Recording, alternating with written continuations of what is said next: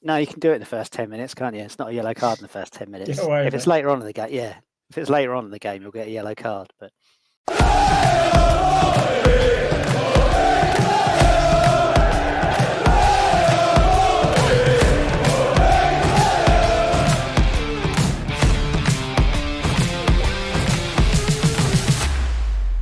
Here we go. Welcome to the Pompey Pod with Mike and Dan. Good evening, Dan. hi.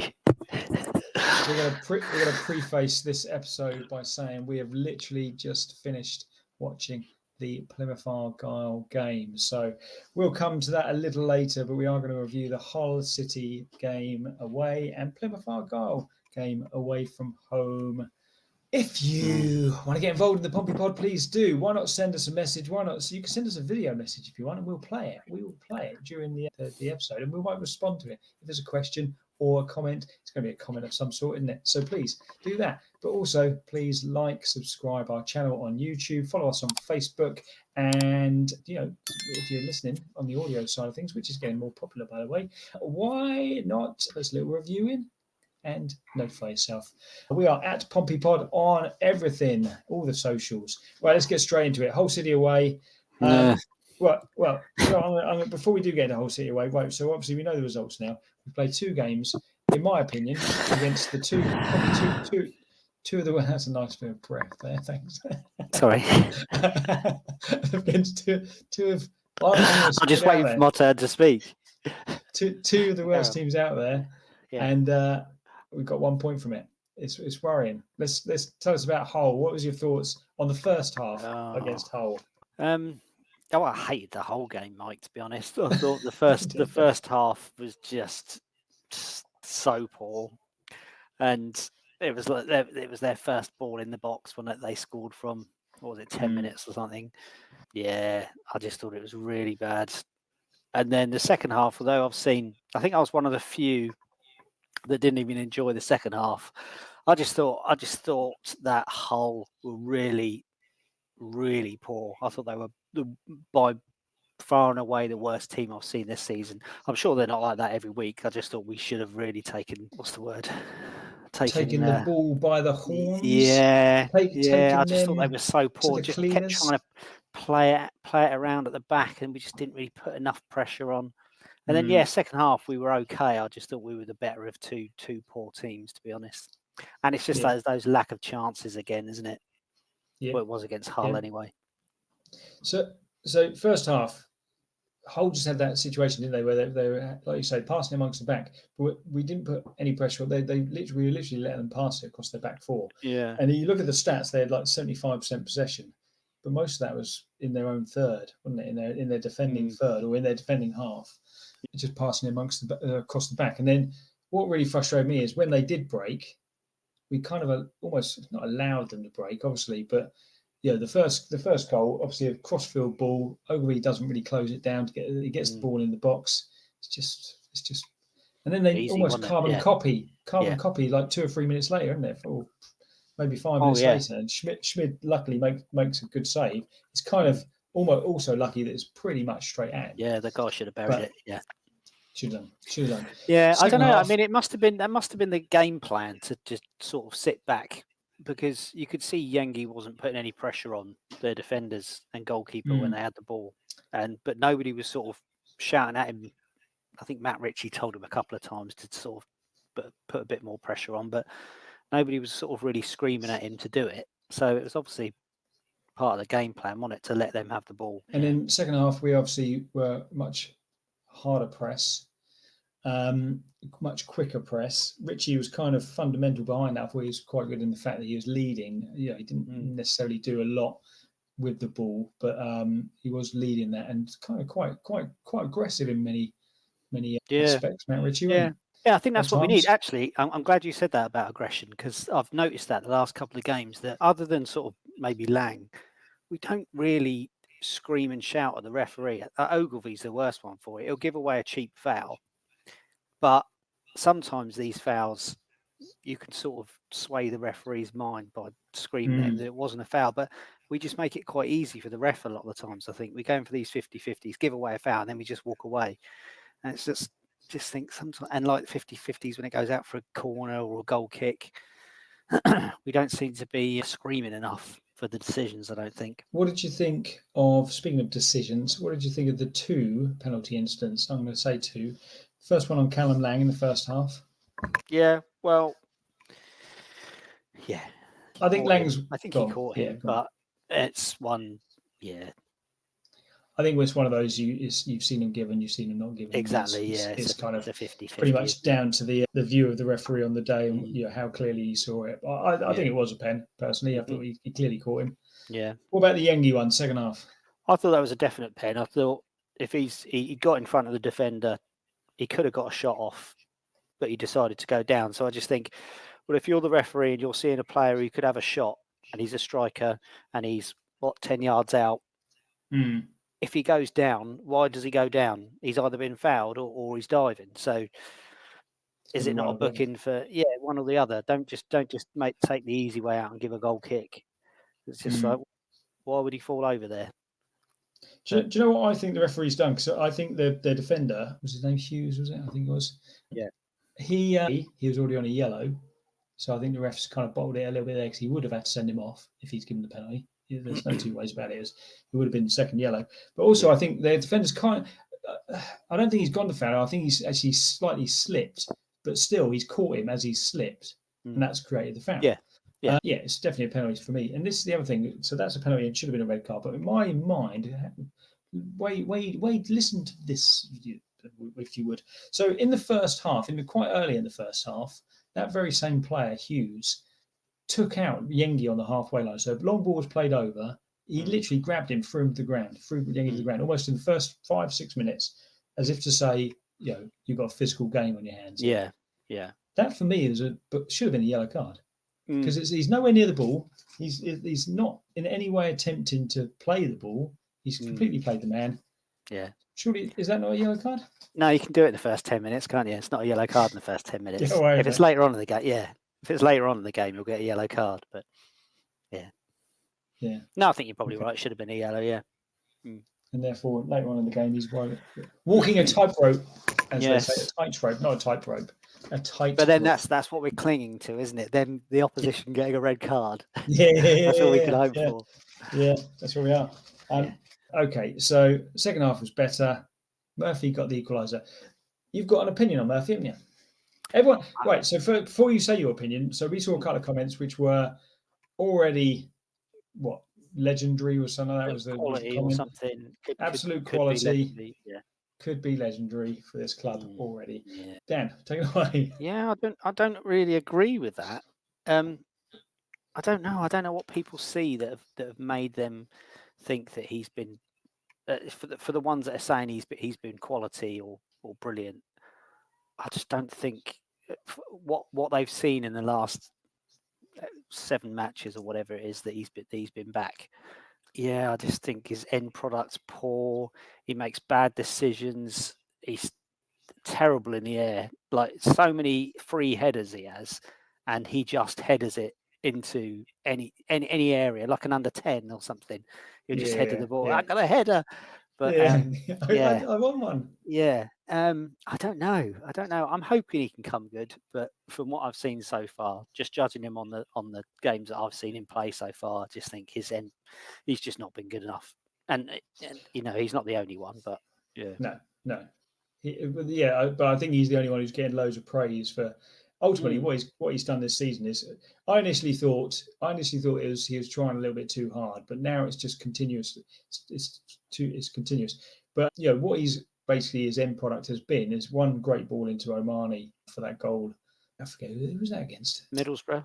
He set one up. He set one up against Middlesbrough away, didn't he? I thought he set up Omani's not against Middlesbrough. Who was Omani scored away?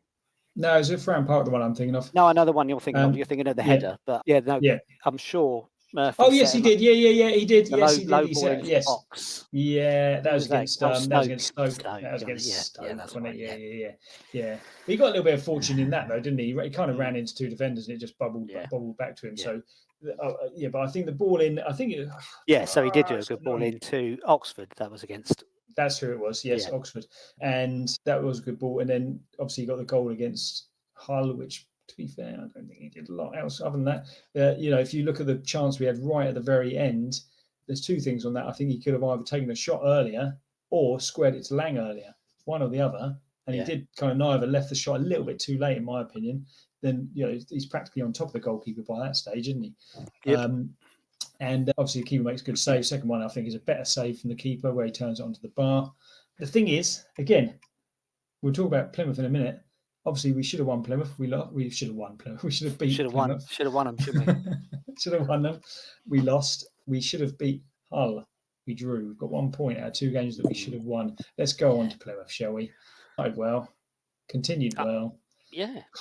Tell us about it. I'd thought it was the best we played all season, but by a mile. I thought first half we sort of continued where we left off against Hull, that we were pressing and really quick as well from the first. I think that's the best I've seen us start in 2 seasons. That pressure straight from the kickoff. Usually we're quite slow starters, aren't we? But yeah, I thought we were really good first half. Didn't really give them much. Was in their half most of the half, but it was just that thing that we weren't scoring a goal. Although we did have more chances this time, or more good balls into the box. Bit of more luck kind of going half our way. chances, weren't they? Yeah. So that was definitely positive. And then second half started well, but it was just that all the while we didn't get that goal. You just knew they were going to get one chance and do what every team has done against us, even when they haven't created many chances. They'll take their chances. Yeah, so gutted. And it's just ridiculous, isn't it? It's just, I'm going to put it out there. Hull were pretty poor. I think Plymouth are the worst team we've played. If you look at them in the first half, yes, we pressed them high, but we're the team bottom of the league who can't one win out of 13 games, and every time they got the ball, they were either putting it out of play, they were giving it straight back to us. And then, don't get me wrong, that's down to our pressure. Yes, it is down to our pressure, but they're a team that are supposed to be comfortable at this level, or reasonably comfortable at this level. Fair enough, they struggled last year, but they were. I think they were the one team I'd say that didn't beat us on quality. I think even Hull, you could see, had a couple of players who had a real nice touch. Their right winger in particular, I'd say, had a nice touch. He had a good bit of swagger about him. But I don't think there's not one player I'd say in that Plymouth team that I'd say, oh, I wish he was a Pompey player. No. And that's probably the first time this season we played against a team that I think 1 to 11 we've actually been not just competitive, but I mean we've not played against a team with any sort of quality. Now, they beat us 1-0. Yeah. But it didn't come from quality. I think, again, it came from two mistakes from us. One, and it's what's frustrating, and it's difficult, with the pace. I was worried at half-time. I was thinking, well, they've probably run themselves into the ground in that first half, maybe apart from Yengi, who doesn't really do a lot of closing down, but he did a little bit more than he did against Hull, didn't he? Yeah. But not a lot more. But you just look at the likes of Ritchie and Lang, and to be fair, Dazelle and Potts, I thought, flying all around the midfield and all over the place. And then I thought we were solid at the back. Obviously, Paul had that big battle with Gray up top. And then you knew when the scummer came on, you just knew it, didn't you? Just knew that he was going to get the goal. And I saw it poor because McIntyre missed the header initially. Paul then missed the header second time, got brushed off it too easy. Yeah, very disappointing. I do think it was our best performance. I thought we could have had 2 or 3 goals, just couldn't get on the end of good balls across the box. I mean, it happened 2 or 3 times, didn't it? Yeah, shame, big shame, and worrying as well, because it's just another game where we've lost. Another game on the board, isn't it? Another game gone, and we're going to get to those games where, at the minute, it's okay picking up a draw, but you're going to get to a stage in the season where it's 3 points or nothing, and that's the worry. I wanted to ask you something, actually. What do you think of the no show of Pack again? No putting him on. I think he just doesn't suit the way that they're clearly wanting to play. I think it's as simple as that. I think if you, pardon me, if he's going to be in the side, it's going to have to be as some sort of holding midfield player when we're playing a 3 in midfield, 3 centre midfielders. But Yeah, he clearly doesn't suit that. He hasn't got that energy, has he? He hasn't got the. No.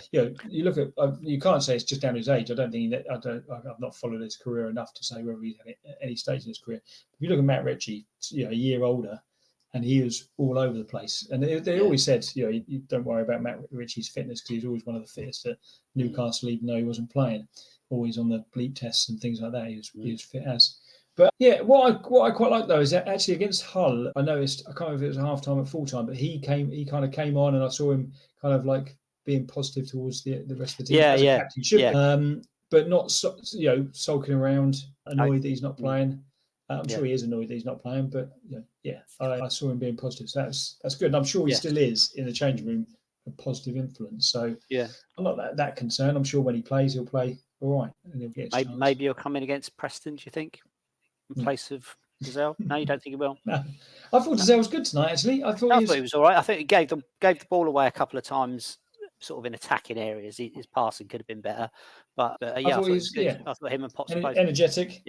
Energetic, aggressive again, as we were saying about. I think he's one of those players where a lot of people moan about him, but I think it's because he doesn't do anything that's. No, that's like Potts will get on the ball and just slow it down, and change the pace a little bit, pick out a nice pass. Well, Giselle will just win it and knock it off to somebody else, wouldn't he? Yeah.